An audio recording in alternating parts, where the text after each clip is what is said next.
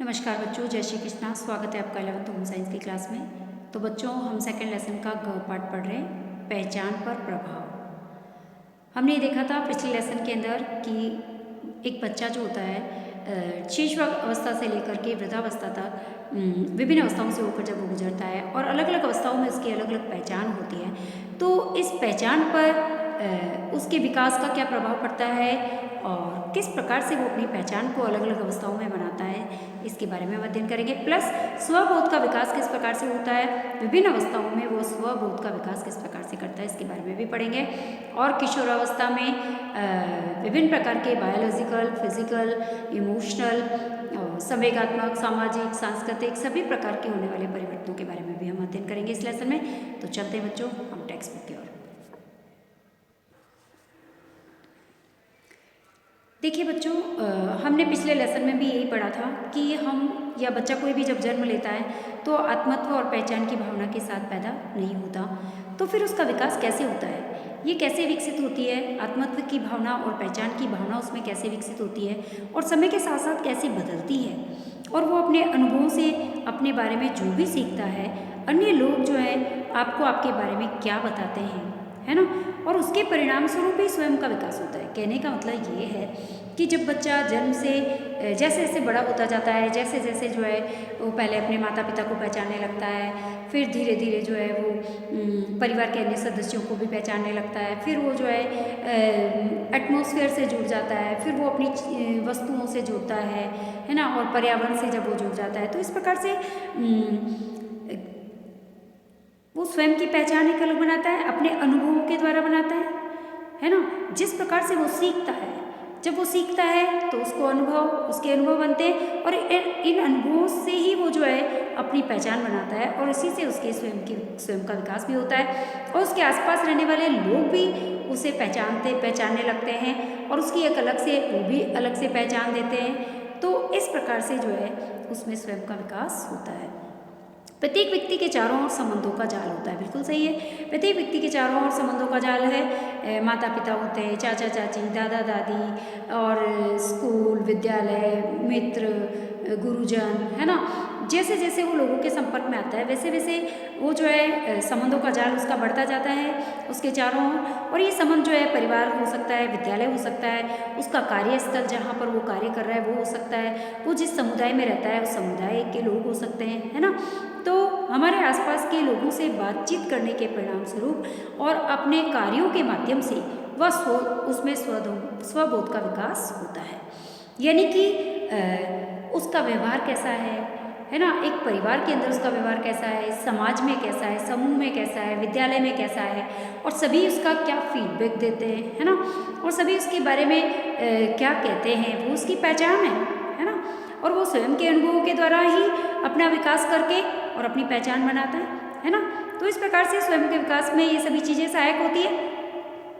तो स्वयं का निर्माण एक निरंतर गतिशील प्रक्रिया है। हम कह सकते हैं कि स्वयं का जो निर्माण है ये क्या है, एक निरंतर गतिशील प्रक्रिया है जो कि शिशुअवस्था से लेकर के और बाल्यावस्था, पूर्व बाल्यावस्था, उत्तर बाल्यावस्था, है ना, फिर इसके बाद जो है आपका किशोरावस्था, फिर पूर्व किशोरावस्था, उत्तर किशोरावस्था, फिर यौनारंभ, फिर प्रौढ़ावस्था, फिर वृद्धावस्था, है ना। तो ये निरंतर जीवन पर्यंत चलने वाली एक जो है वो प्रक्रिया है। निर्माण से हमारा तात्पर्य क्या है? देखो, निर्माण से तात्पर्य ये है कि स्वयं का बोध जन्म से नहीं होता है। बिल्कुल सही है। कोई भी छोटा बच्चा जब जन्म लेता है तो उसको स्वयं का बोध नहीं होता कि मैं कौन हूँ, मैं क्या नहीं हूँ, मेरी क्या पहचान है, या कोई मुझे जानता है नहीं जानता है, उसे किसी चीज़ का कोई बोध नहीं होता है। लेकिन बच्चा उसको सृजित करता है, यानी कि धीरे धीरे अपने अनुभवों के द्वारा जैसे जैसे वो सीखता जाता है, जैसे जैसे सीखता है, जैसे जैसे उसके अनुभव बनते जाते हैं, वैसे वैसे उसका विकास होता रहता है। इसी को हम निर्माण कहते हैं। आगे समझ में? तो निर्माण का क्या तात्पर्य है? तो निर्माण का तात्पर्य यही है कि स्वयं का बोध जन्म से नहीं होता है, बल्कि ये इसको सृजित करता है। जैसे जैसे बच्चे का विकास होता है वैसे वैसे इसका सर्जन होता है, उसके अनुभव उसके साथ जुड़ते हैं, उसके एक्सपीरियंस जुड़ते हैं, उसकी क्रियाएं जुड़ती है, उसका व्यवहार जुड़ता है, उसके गुण जुड़ते हैं, है ना। और फिर जैसे जैसे उसका विकास होता जाता है और इसी प्रक्रिया को हम क्या कहते हैं, निर्माण कहते हैं। और यही निर्माण जो है, निर्माण की प्रक्रिया एक निरंतर गतिशील प्रक्रिया है जो जीवन पर्यंत चलती रहती है। अब इसके बाद देखो बच्चों, छोटा बच्चा जो होता है वो सर्वनाम शब्दों का प्रयोग करने लग जाता है ना। अब वो जब भी बोलना प्रारंभ करता है, यानी कि वो मैं और मेरा बोलने लगता है। ये मेरी मम्मी है, ये मेरे दादा है, ये मेरा खिलौना है, ये मेरी साइकिल है ना। धीरे धीरे तो उसमें स्व की भावना का विकास हुआ, है ना। अब बच्चा जो होता है सर्वनाम शब्दों का भी उपयोग करने लग जाता है, यानी मैं और तुम में फर्क करने लग जाता है। जो चीज़ें उससे जुड़ी हुई है वो सब उसकी है, और जो चीज़ें उससे जुड़ी हुई नहीं है उसको वो क्या कहता है, ये तुम्हारा है ना, ये घर तुम्हारा है, ये बैट तुम्हारा है ना। तो कोई भी चीज़ को वो रिलेट करने लगता है कि ये तुम्हारे पापा है, ये तुम्हारी मम्मी है, ये मेरी मम्मी है ना। तो वो मैं और मेरे के स्थान पर अब सर्वनाम शब्दों का भी उपयोग करने लग जाता है, यानी तुम और तुम्हारे में फर्क करना भी सीख जाता है। माता पिता बच्चे के शरीर के विभिन्न अंगों के नाम भी बताते हैं। जैसे अब धीरे धीरे जैसे जैसे बच्चा बड़ा होता है तो माता पिता क्या करते हैं, उसको उसके साथ खेलते हैं और खेल खेल में उसको पोएम भी सुनाते हैं। इसके साथ साथ उसको जो है अपने बॉडी पार्ट्स के बारे में नाम बताते हैं, है ना। जैसे ये तुम्हारी आईज़ हैं, ये तुम्हारा नोज़ है, ये तुम्हारे ईयर्स है, ये तुम्हारे हैंड है, ये तुम्हारी फिंगर्स है ना। उसको सिखाते, अंगों के नाम जो है बताते हैं, उसको चिन्हित करते हैं और धीरे धीरे वो जो है खेल खेल के अंदर ही, है ना, वो खेल खेल के अंदर बच्चा जो है वो सीख जाता है। और जब भी उससे पूछा जाता है कि तुम्हारी आइज़ का है, वो तुरंत अपनी फिंगर को वहाँ पर रख करके हमें शो कर देता है कि ये मेरी फिंगर्स है, ये मेरी आइज़ है, ये मेरा नोज़ है ना। तो इस तरीके से वो उसमें स्वयं की भावना का विकास होता है ना। ये सब बच्चे को धीरे धीरे स्वयं को अन्य लोगों से भिन्न और अलग समझने में सहायता करता है। धीरे धीरे जैसे जैसे वो सीखता जाता है, जैसे जैसे उसका विकास होता जाता है, वैसे वैसे वो स्वयं को अन्य लोगों से भिन्न भी करता जाता है और अन्य लोगों से अलग जो है अपने आप को समझने में उसको सहायता मिलती है। अब देखिए, जब बच्चा शैशवावस्था में पहुंचता है, जैसे जैसे बच्चा शैशवकाल में पहुंचता है वैसे वैसे बच्चे का विकास होता जाता है और ये समझने लग जाता है कि उसके द्वारा किए गए जो क्रियाकलाप हैं उसका पर्यावरण पर भी प्रभाव पड़ता है ना। जैसे उदाहरण के लिए, जैसे ही वो खिलौने को छूता है तो खिलौना हिलने लगता है, मूव करता है ना। तो इस अनुभव से उसे मालूम चलता है कि उसमें अपने चारों ओर के लोगों और वस्तुओं से भिन्न होने की भावना का विकास होता है इस चीज़ से, है ना। क्योंकि अब वो पर्यावरण से जुड़ गया, अब उसके क्रियाकलाप पर्यावरण पर भी प्रभाव डाल रहे हैं, है ना। यदि आपको पहले की चर्चा याद हो, जब पिछले लेसन में हमने पढ़ा था कि आप समझ जाएंगे कि यही समय जो है जब 18 महीने का था, जब हमने बच्चे के चेहरे पर एक लाल धब्बा लगा दिया था या डॉट लगा दिया था और वो जब शीशे के सामने अपने प्रतिबिंब को देख करके समझने का जब प्रयास करता है या बिंदी को हटाने का प्रयास करता है, तो हमने देखा था कि उसमें स्वयं की पहचान की भावना आ गई। लेकिन यदि वो ऐसा नहीं करता, इसका मतलब भी उसमें स्वयं को पहचानने की भावना का विकास नहीं हुआ है। तो इस प्रकार से शैशवकाल के दौरान भी बच्चा जो है में स्वयं का विकास होता है ना। अब देखिए, अब बच्चा जैसे जैसे बड़ा होता है वो फिर उसमें भाषा का विकास होने लगता है। सबसे पहले तो उसमें मैं, मेरा, फिर उसके बाद सर्वनाम शब्दों को जोड़ने लगा, अपने आप को अन्य चीज़ों से जो है डिफ्रेंशिएट करने लगा वो, है ना। मैं और तुम्हारे में, मेरे में और तुम्हारे में, मतलब दूसरी चीज़ों से अपने आप को आपसे भिन्नता दिखाने लगा। इसके बाद जो है जैसे जैसे वो बड़ा होने लगा वैसे वैसे उसके द्वारा किए जाने वाले जो कार्य थे उनका पर्यावरण पर भी प्रभाव उसे जो है वो समझ आने लगा। तथा अब जैसे जैसे वो बड़ा होने लगा वैसे वैसे उसमें भाषा का विकास भी हुआ। अब वो बोलने लगा दादा, पापा, मम्मी, चाची, है ना। और धीरे धीरे बोलने लगता है। माता पिता बच्चे को स्वयं के बारे में बताने के लिए प्रोत्साहित करते हैं, है ना। अब जो है माता पिता स्वयं जो है बच्चे को स्वयं के बारे में बताने के लिए भी प्रोत्साहित करते हैं, है ना। जैसे हम सिखाते हैं बच्चों को कि बोलो मेरा नाम रानी है या मेरा नाम गुड़िया है ना। तो फिर हम पूछते हैं कि बताओ तुम्हारा नाम क्या है, तो my name is Gudiya, my name is Rakhi, my name is Tina, है ना। तो इस तरीके से वो बोलना सीखता है ना। तो इस प्रकार से उसमें भाषा का विकास होता है ना। धीरे धीरे पहले छोटे छोटे शब्द बोलना सीखता है, फिर वो सेंटेंस बोलना सीखता है, तो अपने आप को भाषा के साथ भी वो जोड़ता है ना। अब वे बच्चे से पूछते भी हैं कि तुमने ऐसा क्यों किया, है ना। प्रोत्साहन भी देते हैं। यदि बच्चा अच्छा कार्य करता है तो बच्चे को वो प्रोत्साहित करते हैं, मोटिवेट करते हैं, अप्रिशिएट करते हैं। लेकिन यदि बच्चा कोई गलत कार्य करता है तो उसी समय वो उसे डांटते भी हैं और उसे समझाते भी हैं, है ना।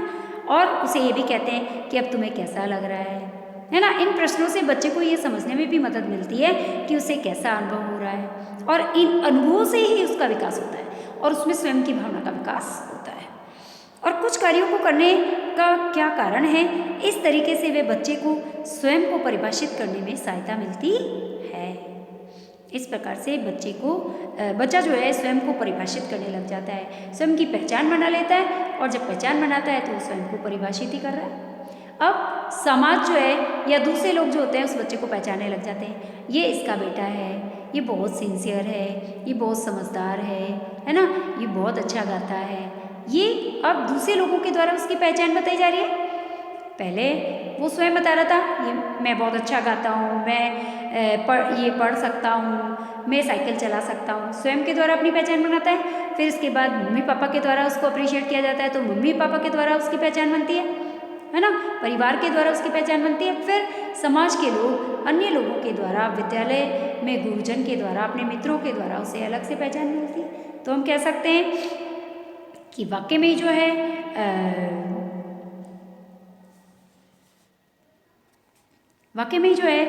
व्यक्ति के चारों ओर एक संबंधों का जाल ही होता है ना। तो अब इसके बाद बच्चा दिन भर कई बार जो है अपने आसपास के लोगों से मिलता है, वस्तुओं को भी देखता है, जिससे कि उसे अपनी क्षमताओं को पहचानने में सहायता मिलती है ना। विभिन्न वस्तुओं को देखता है, फिर अपने साथ उसको रिलेट करता है ना। तो लोग बच्चे को उसके व्यवहार और उसकी क्षमताओं के बारे में फीडबैक भी देते हैं कि ये काम तुमने अच्छा किया, ये बच्चा बहुत अच्छा है, ये बहुत सिंसियर है ना, ये पढ़ाई में बहुत अच्छा है, ये बहुत अच्छा डांस करता है। ये क्या है? फीडबैक है लोगों के द्वारा दिए जाने वाले, है ना। तो इससे भी उसका विकास होता है, क्योंकि ये सब अनुभव होते हैं उसके, जिसके द्वारा वो और ज़्यादा आगे विकसित होता जाता है। 6 वर्ष का बच्चा जो भोजन करने के पश्चात खाने के स्थान को यदि साफ करने में मदद करता है तो उसके पिता उसको अप्रिशिएट करते हैं, है ना। और आपने ये बहुत अच्छा काम किया है तो इससे और खुश होता है। नेक्स्ट टाइम वो खाना भी लगाता है, और खाना खाने के बाद सारे बर्तन भी रखता है, उसके बाद वहाँ पर वो साफ सफाई भी करता है ना। मोटिवेट होता है और ये चीज़ें उसमें जुड़ जाती हैं। तो कहने का मतलब कि बच्चे के स्वयं के गुण, उसके अनुभव ही उसका स्व का बोध बनता है और उसी से उसकी पहचान बनती है। आप एक अच्छी लड़के हो, एक अच्छी लड़की हो, यह सब बच्चे के स्वयं के बारे में जो भी धारणाएं होती है वो उनसे जुड़ता चला जाता है ना। और बच्चा अपनी देखभाल करने वालों को अन्य लोगों के साथ में मौखिक और सामाजिक वार्ता के माध्यम से आत्मत्व और पहचान की भावना को निर्मित करता है, बार बार निर्मित और पुनः निर्मित करता जाता है। जैसे जैसे बच्चे की देखभाल करने वाले जो लोग हैं वो जैसे जैसे उसको अप्रिशिएट करते हैं, उसको अच्छा एटमॉस्फेयर देते हैं, तो धीरे धीरे उसकी गुणों का विकास होता है और उसमें स्व की भावना का विकास होता है। इसके साथ साथ उसकी पहचान का भी विकास होता है, और वो हम कह सकते हैं कि वो अपनी पहचान की भावना को निर्मित करता चला जाता है। हर अवस्थाओं में वो सफलता प्राप्त करता हुआ आगे बढ़ जाता है। अब देखिए बच्चों, स्व के बोध और पहचान की भावना को विकसित करना क्यों जरूरी है? इससे हम में से प्रत्येक की पहचान भिन्न होती है। कैसे, क्यों होती है? इसीलिए होती है, देखो, स्व के बोध और पहचान की भावना को विकसित करना, और ये जो स्व का बोध और पहचान की भावना है सभी बच्चों में अलग अलग तरह की होती है ना। सभी के, क्योंकि सभी के एक्सपीरियंस अलग अलग होते हैं, सभी के अनुभव अलग अलग होते हैं, है ना। तो जब अनुभव अलग होंगे, सभी की क्वालिटीज़ अलग अलग होती है, गुण अलग अलग होते हैं सब में, तो सभी के स्वयं का विकास, स्वयं का बोध अलग अलग होता है, तो सभी की पहचान भी अलग अलग ही होगी, है ना। इसके साथ साथ इसके अंदर कुछ फैक्टर और भी कार्य करते हैं, जैसे हम में से प्रत्येक में समरूप जुड़वा को छोड़कर जीन का विशेष समुच्चय अलग होता है। कहने का मतलब ये है कि जीन्स हमारे अंदर पाए जाते हैं, जो हमने पहले भी पढ़ाया है कि हमारे शरीर के अंदर, हमारा शरीर जो है सेल से मिलकर बना है, कोशिकाओं से मिलकर बना है, और कोशिकाओं के अंदर जो है केंद्रक पाया जाता है, और केंद्रक जो होता है ये इसमें गुणसूत्र पाए जाते हैं, और गुणसूत्र जो होते हैं जीन के धारक होते हैं। और ये जो जीन्स जो होते हैं यही आनुवंशिक गुणों को एक पीढ़ी से दूसरी पीढ़ी तक ले जाने का कार्य करते हैं, या जीन्स ये आनुवंशिक गुणों को एक पीढ़ी से दूसरी पीढ़ी तक स्थानांतरित करते हैं। तो इन जीन्स की सहायता के कारण भी हम कह सकते हैं कि हम में से प्रत्येक के अंदर एक जो जीन का समुच्चय है वो हमारी अलग अलग पहचान बनाने में सहायक है ना। क्योंकि कई बार जो है आनुवंशिक गुण भी बच्चों में आ जाते हैं पेरेंट्स से, जैसे कि पेरेंट्स लंबे हैं तो बच्चे भी लंबे होते हैं, मम्मी के बाल लंबे हैं तो बच्चों के बाल भी लंबे होते हैं, बच्ची के बाल भी लंबे होते हैं, मम्मी और पापा की आइज़ ब्राउन है तो बच्चों की आइज़ भी ब्राउन होती है। तो ये क्या है, जीन्स के द्वारा जो आनुवंशिक गुण मिले हैं, पीढ़ी दर पीढ़ी स्थानांतरित हुए हैं, उनके कारण भी बच्चों की पहचान और स्वबोध और उनका विकास होता है। अब हम में से प्रत्येक के अनुभव भी भिन्न होते हैं, बिल्कुल सही है। अब किशोरावस्था के दौरान तो सभी बच्चों का विकास एक साथ होता है, और सभी बच्चों में हार्मोनल परिवर्तन होते हैं, सभी बच्चों में शारीरिक, मानसिक, संवेगात्मक परिवर्तन होते हैं। तो सभी बच्चों के अनुभव भी भिन्न भिन्न होते हैं, गुण भी भिन्न भिन्न होते हैं, उनकी क्रियाकलाप भी भिन्न भिन्न होते हैं। तो उसके अकॉर्डिंग सबकी पहचान भी अलग अलग होती है ना। सबका स्वबोध अलग होता है तो पहचान की भावना भी अलग अलग होगी सब में। तो हमारे अनुभव समान भी हो तो हम इन पर भिन्न तरीकों से अनुक्रिया करते हैं, बिल्कुल सही है। यदि हम मान लें कि अनुभव समान है, जैसे फॉर एग्जांपल कि एक क्लास के अंदर दो बच्चे बहुत अच्छा क्रिकेट खेलते हैं, बहुत अच्छा क्रिकेट खेलते हैं दोनों ही, लेकिन कोई ज़रूरी नहीं है कि दोनों की खेलने की जो क्रियाशीलता है वो समान हो, है ना। या कोई ज़रूरी नहीं है कि दोनों की बैटिंग अच्छी हो, या कोई ज़रूरी नहीं है कि दोनों की बॉलिंग अच्छी हो, है ना। हाँ, हो सकता है कि एक फास्ट रनर हो, एक स्लो रनर हो सकता है। सारे अनुभव और सारी क्वालिटीज़ दोनों की सेम नहीं हो सकती, है ना। अनुभव समान हो सकते हैं, लेकिन इन पर भिन्न तरीकों से अनुक्रिया करते हैं, इनके तरीके भिन्न हो सकते हैं। समझ में आया। इसी प्रकार से और एग्जाम्पल ले सकते हैं, जैसे कि हमारी क्लास के अंदर दो बच्चे बहुत अच्छी पढ़ाई करते हैं, है ना। एक तो बहुत इंटेलिजेंट है जो 6 घंटे पढ़ता है, एक भी बहुत इंटेलिजेंट है वो, लेकिन वो 2 ही घंटे पढ़ता है। तो अब दोनों की देखो क्रियाशीलता अलग अलग है, दोनों ही फर्स्ट आ रहे हैं, दोनों फर्स्ट रैंकर बच्चे हैं, लेकिन दोनों के अनुभव सेम है, लेकिन दोनों की क्रियाशीलता अलग अलग है ना। दोनों के तरीके अलग अलग है पढ़ने के। आगे समझ में, तो हम कह सकते हैं कि हमारे अनुभव भले ही समान हो, लेकिन इन पर भिन्न तरीकों से अनुक्रिया की जाती है। तो इसके कारण भी जो है पहचान भिन्न भिन्न हो सकती है ना। इसके साथ ही इस खंड में हम पहचान के तो हमने 3 कारण पढ़े कि किस प्रकार से जो है बच्चों की पहचान और स्वबोध की भावना का विकास होता है। और अब चलते हैं आगे। इस खंड में हम पहचान के निर्माण पर पड़ने वाले प्रभावों का भी अध्ययन करेंगे, तो इन्हें निम्नलिखित रूप से हम वर्गीकृत कर सकते हैं। जैसे सबसे पहले अब हम पढ़ने जा रहे हैं कि पहचान के निर्माण पर किन किन चीज़ों का प्रभाव पड़ सकता है। तो एक तो बायोलॉजिकल और फिजिकल परिवर्तन का प्रभाव पड़ता है, दूसरा पारिवारिक और मित्रवत संबंधों का प्रभाव पड़ता है, सामाजिक और सांस्कृतिक प्रभाव भी पड़ते हैं। इसके साथ साथ भावनात्मक परिवर्तन यानी कि इमोशनल जो चेंजेस आते हैं उनका भी प्रभाव पड़ता है, संज्ञानात्मक परिवर्तन का भी प्रभाव पड़ता है। तो इन सभी परिवर्तनों का प्रभाव पड़ता है कि हम अपनी पहचान का निर्माण किस प्रकार से करेंगे, है ना।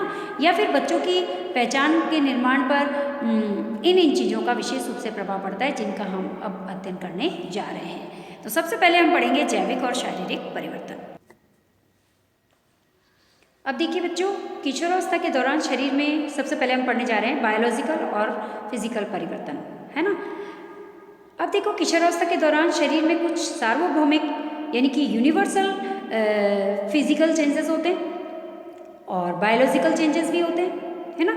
यानी कि कुछ सार्वभौमिक शारीरिक यानी सार्वभौमिक यानी यूनिवर्सल यानी कि समान रूप से सभी के अंदर सेम जो है शारीरिक परिवर्तन होते हैं, और जैविक परिवर्तन बायोलॉजिकल परिवर्तन भी होते हैं। कब? किशोरावस्था के दौरान, ठीक है, जो कि एक विशेष क्रम में होते हैं। एक विशेष अवधि में होते हैं, विशेष क्रम में होते हैं। इन परिवर्तनों के परिणाम स्वरूप यौन परिपक्वता आती है। इन परिवर्तनों के द्वारा ही यौन परिपक्वता आती है और यौन परिपक्वता की आयु को यौनारंभ कहते हैं। प्रश्न आता है यौनारंभ किसे कहते हैं? तो हम कह सकते हैं कि किशोरावस्था के दौरान शरीर में कुछ विशेष प्रकार के यूनिवर्सल फिजिकल और बायोलॉजिकल चेंजेस आते हैं और ये चेंजेस एक विशेष क्रम में होते हैं। इन चेंजेस के कारण ही यौन परिपक्वता आती है, तो इसी को हम यौनारंभ कहते हैं। समझ में आया? अक्सर मासिक धर्म यानी कि पहला लड़कियों में यौन परिपक्वता का बिंदु माना जाता है। बिल्कुल सही है कि लड़कियों के अंदर यौन परिपक्वता का बिंदु क्या है? यानी कि पीरियड्स, है ना। जब लड़कियों में पीरियड्स शुरू हो जाते हैं, यानी कि हम कह सकते हैं 11 से 13 वर्ष की आयु तक लड़कियों में जो है पीरियड्स आना शुरू हो जाते हैं, तो इसी को यौन परिपक्वता का बिंदु लड़कियों में माना जाता है। और लड़कों के लिए यौनारंभ को चिन्हित करने के लिए कोई विशेष प्रक्रिया नहीं होती है।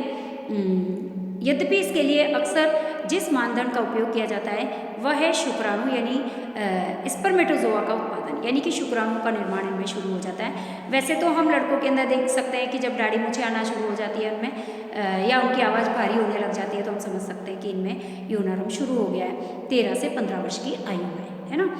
और विभिन्न संस्कृतियों में यौनारंभ जो होता है भिन्न भिन्न आयु में होता है। बिल्कुल सही है, अलग अलग संस्कृतियों में इसका यौनारंभ पर जो है खान पान का भी विशेष इफेक्ट पड़ता है और भिन्न भिन्न संस्कृतियों में यौनारंभ भिन्न भिन्न आयु में जो है शुरू होता है। लड़कों और लड़कियों की लंबाई में एक वर्ष में होने वाली अधिकतम बढ़ोतरी यौनारंभ का एक उपयोगी मानदंड माना जाता है। एकदम से लड़के और लड़कियों की लंबाई में वृद्धि हो जाती है तो भी हम मान सकते हैं कि अब इनका यौनारंभ शुरू हो गया है। लड़कियों में बढ़ोतरी मासिक धर्म से एकदम पहले अधिक तेज, लड़कियों के अंदर मासिक धर्म यानी कि पीरियड्स जो होते हैं, पीरियड्स से पहले लंबाई में अच्छी वृद्धि हो जाती है, उसके बाद लंबाई में वृद्धि बहुत कम होती है। और लड़कों में कुछ वयस्क विशेषताओं के विकास से पहले ही जो है यौनारंभ को माना जाता है, जैसे कि दाढ़ी मूंछें आना है ना, या फिर जो है आवाज़ का भारी होना है या लैरिंक्स का विकास है ना। तो वह अवधि जिसमें शारीरिक और जैविक परिवर्तनों के परिणाम स्वरूप यौनारंभ शुरू होता है, इसको हम यौनावस्था कहते हैं। आया समझ में कि यौनावस्था किसे कहते हैं? अब देखिए, वह अवधि जिसमें शारीरिक और जैविक परिवर्तनों के परिणाम स्वरूप, वह समय जिसमें लड़कों लड़कियों में जो शारीरिक और जैविक परिवर्तन हो रहे हैं उनके परिणाम स्वरूप यौनारंभ शुरू हो जाता है, इस अवस्था को यौनावस्था कहते हैं। प्रश्न बनता है यौनावस्था किसे कहते हैं? अधिकांश लड़कियों में यह अवधि 11 से 13 वर्ष के बीच में होती है। लड़कियों में यौनारंभ शुरू होता है 11 से 13 वर्ष में और लड़कों में ये 13 से 15 वर्ष के बीच में कभी भी शुरू हो सकता है। यौनारंभ के दौरान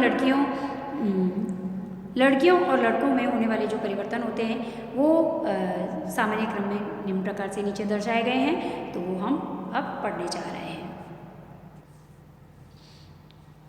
देखिए, लड़कियों की बात करें तो लड़कियों के स्तनों के आकार में आरंभिक वृद्धि हो जाती है, बगल और जांघ पर बाल आने लग जाते हैं और पीरियड शुरू हो जाते हैं और अधिकतम वृद्धि की आयु मासिक धर्म में यानी पीरियड्स आना जब शुरू होता है तभी इनके अंदर यौनारंभ शुरू हो जाता है। लड़के की बात करें तो लड़कों के अंदर जो है वृषण का विकास होता है, अंडकोश का विकास होता है, बगल और जांघ में इनमें भी बाल आने लग जाते हैं, आवाज़ भारी हो जाती है और इसके अंदर जो है शुक्राणु का बनना शुरू हो जाता है और इसके बाद अधिकतम वृद्धि की आयु जो है हम कह सकते हैं 13 से 15 वर्ष की आयु और आवाज़ में स्पष्ट परिवर्तन होता है, दाढ़ी मूंछें आ जाती है।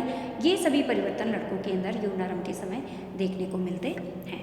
तो इसके कारण भी जो है स्वयं की पहचान अलग तरीके से जो है इनमें होती है, क्योंकि इतनी सारी समस्याओं के साथ में स्वयं की पहचान करना काफ़ी कठिन होता है इनके लिए, क्योंकि ये एक बड़ा ही नाजुक मोड़ होता है, एक बड़ा ही जटिल समय है किशोरावस्था का।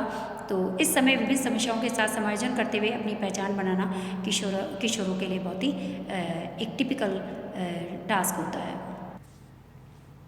तो यौनारंभ के आरंभ होने पर शरीर में होने वाले शारीरिक परिवर्तन सार्वभौमिक होते हैं, सभी में यूनिवर्सल होते हैं, समान रूप से सभी में होते हैं, लेकिन प्रत्येक व्यक्ति पर इन परिवर्तनों का मनोवैज्ञानिक सामाजिक प्रभाव भिन्न भिन्न संस्कृति के अनुसार ही भिन्न भिन्न होता है।